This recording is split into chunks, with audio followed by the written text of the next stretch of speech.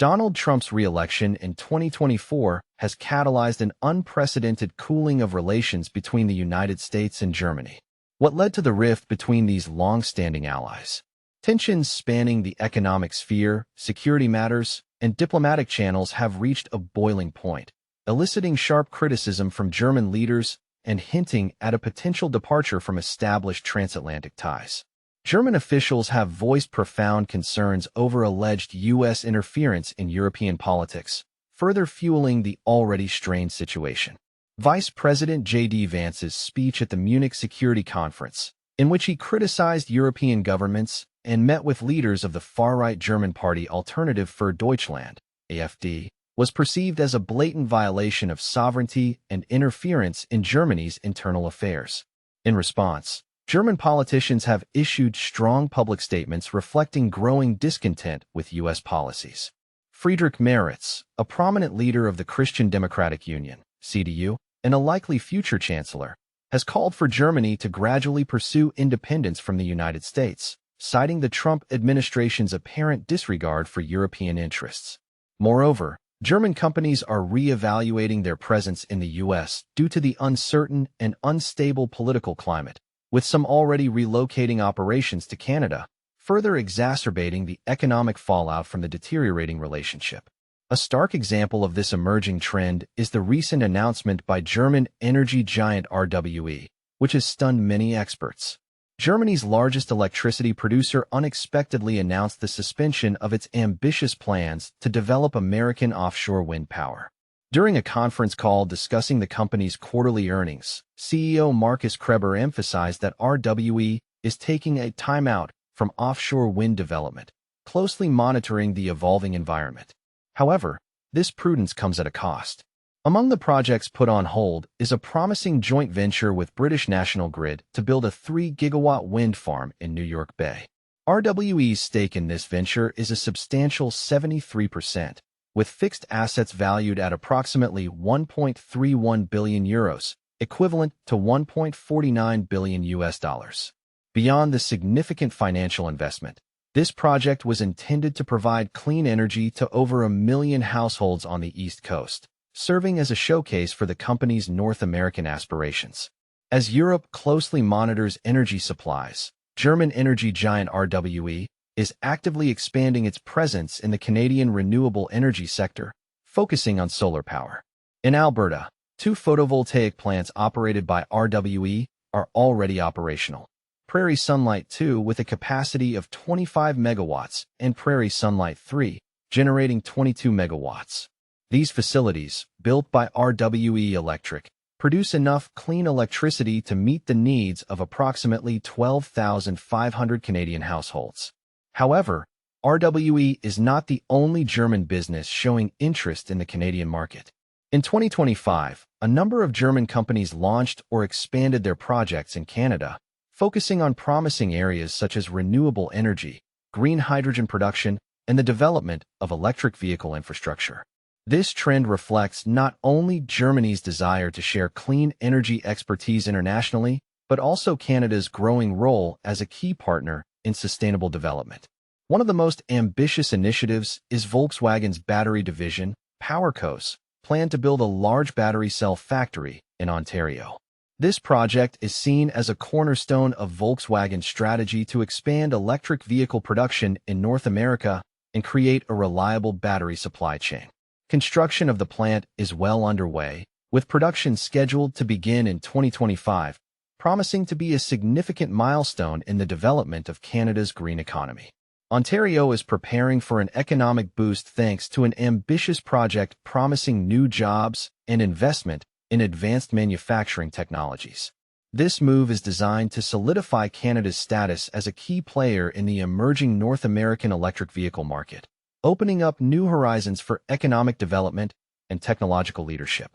At the same time, on the other side of the country, equally large-scale cooperation is unfolding in the field of renewable energy. German energy giant Uniper has joined forces with Canadian company Everwind Fuels to develop a renewable hydrogen and ammonia production project in scenic Nova Scotia. This alliance is part of a broader Canadian-German initiative aimed at establishing a transatlantic corridor for for the export of clean hydrogen products to Europe. The facility, slated to begin operations by the end of 2025, is expected to become a key link in the supply of green ammonia to the German market. This project will not only help both countries achieve their ambitious climate goals, but also strengthen their clean energy partnership, opening up new opportunities for collaboration and innovation. Goldbeck Solar, a German company, is solidifying its position in the Canadian energy market through its Canadian division, Goldbeck Solar Canada Corporation. Following the successful completion of the Youngstown Solar Park in Alberta in 2023, which is projected to generate approximately 13,000 megawatt-hours of electricity annually, the company is actively exploring new avenues for expansion. Goldbeck Solar's persistent investments reflect a broader trend among European renewable energy companies seeking to leverage Canada's favorable political environment and abundant natural resources to grow their businesses. Another notable player from Germany, Energy, also continues to play an active role in the Canadian renewable energy sector, although specific projects planned for 2025 have not yet been individually announced. However, Energy's consistent efforts in developing wind and solar energy demonstrate the company's unwavering commitment to expanding its market presence. These companies' activities are closely aligned with Canada's ambitious climate goals, particularly its commitment to achieving net zero greenhouse gas emissions by 2050. German investments seamlessly integrate with Canadian policies aimed at stimulating renewable energy, critical mineral extraction, and clean hydrogen production. Canada's accession to the Global Offshore Wind Alliance and its efforts to develop green hydrogen demonstrate the country's ambition to become a leader in clean energy exports, making it attractive to German and other international investors. To understand the reasons behind RWE's decision to forego investments, it is necessary to consider the political changes that occurred at the beginning of the second term of the Trump administration. In January 2025, President Trump signed an executive order temporarily suspending all new offshore wind energy projects and permitting activities in federal waters. The administration justified this action by citing the need for a comprehensive assessment of the economic and environmental impacts of such projects, which was projected to take several years. In addition to suspending new leases, the administration revoked a 1977 executive order that authorized the Council on Environmental Quality, CEQ, to ensure compliance with the provisions of the National Environmental Policy Act.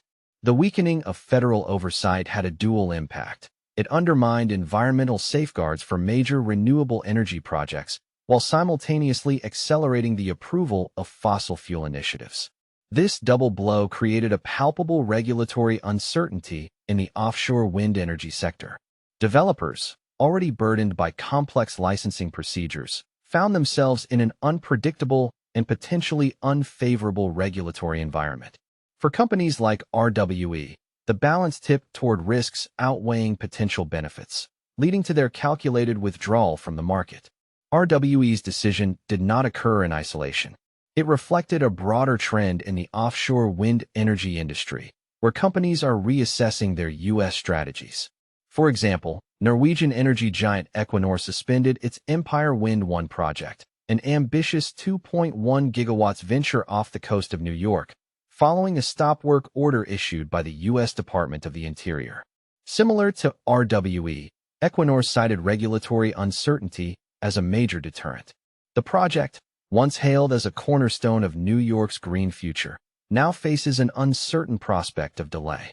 Like a bolt from the blue, French multinational corporation NGI issued a statement expressing serious concerns about its investments in the American economy. Whispers are growing louder within the company that unclear tariffs, shaky ground for production and investment tax incentives, and the Trump administration's review of the Progressive Inflation Reduction Act are turning promising offshore wind energy projects into a risky venture.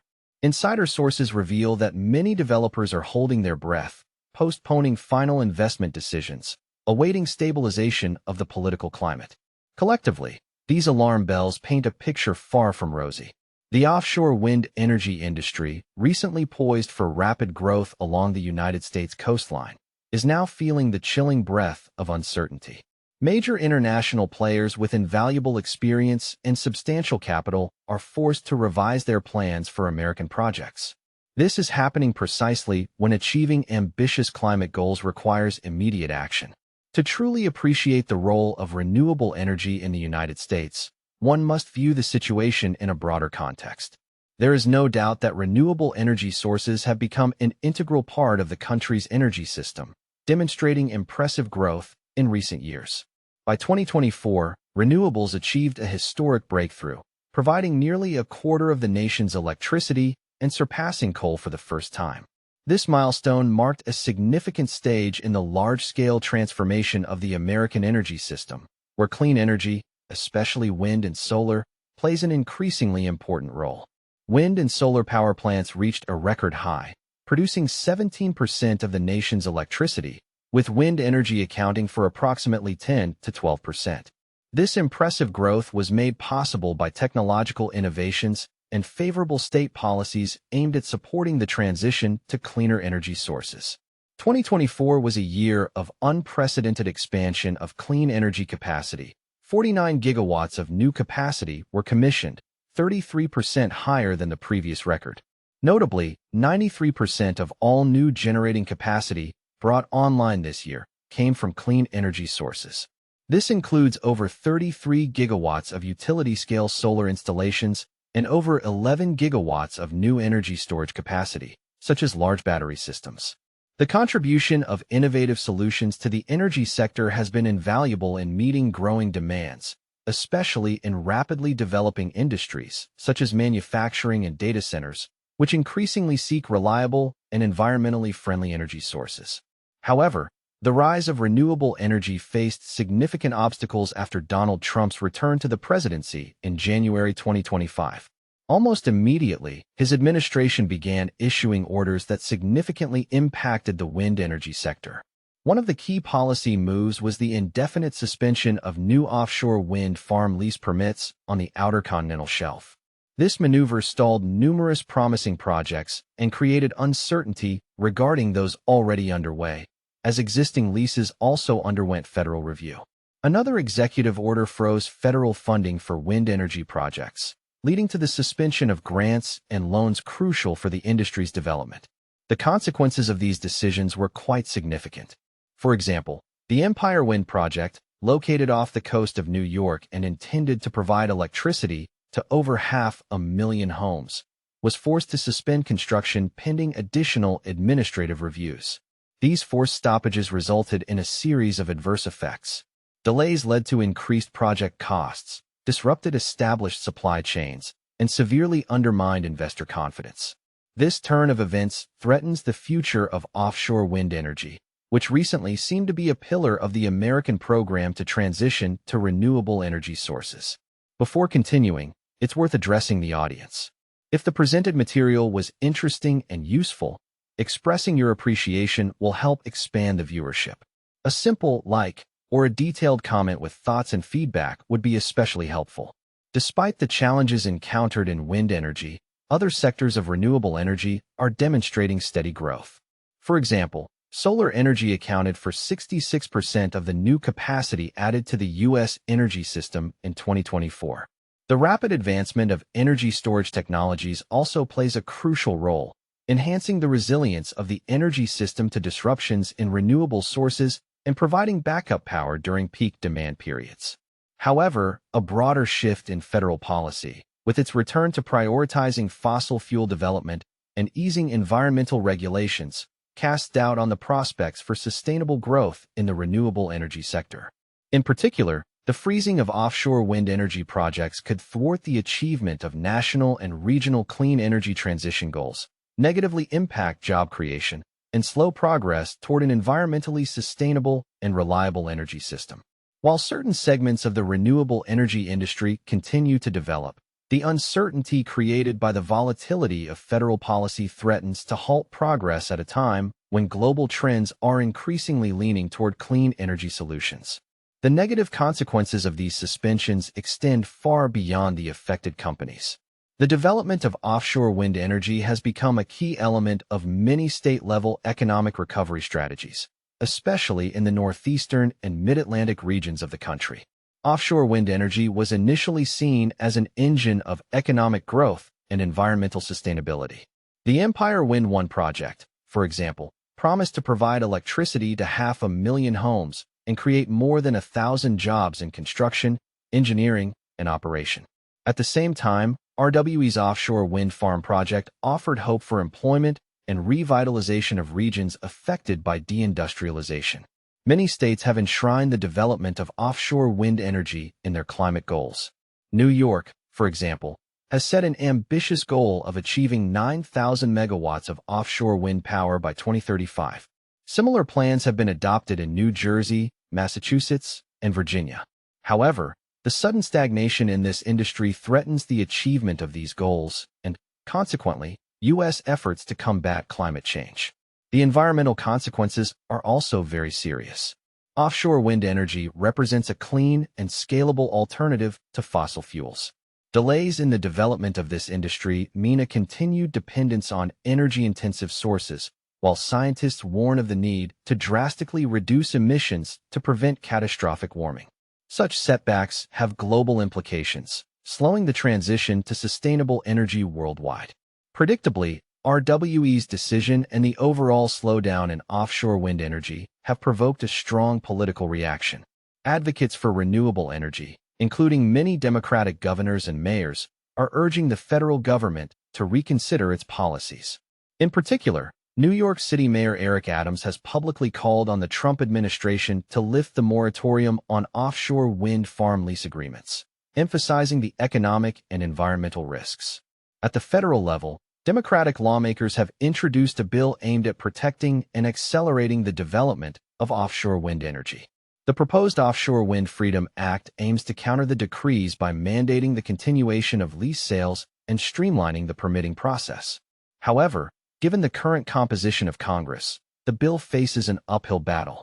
At the same time, some coastal communities and Republican politicians have welcomed the actions of the Trump administration, citing concerns about the visual impact of the turbines, potential harm to marine wildlife, and disruptions to the fishing industry.